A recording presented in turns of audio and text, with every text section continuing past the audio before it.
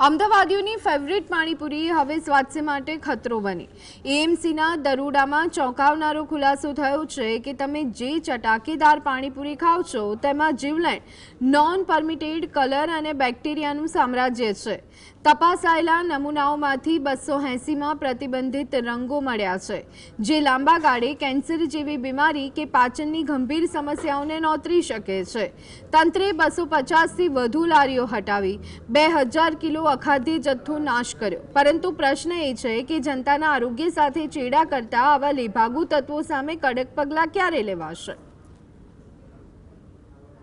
પાણીના સેમ્પલમાં non permitted food grade colour use કરવામાં આવતો હોય છે, એટલે કે જે ફૂડ કલર ખાવા લાયક નથી તે પ્રકારનો ફૂડ કલર યુઝ કરવામાં આવતો હતો।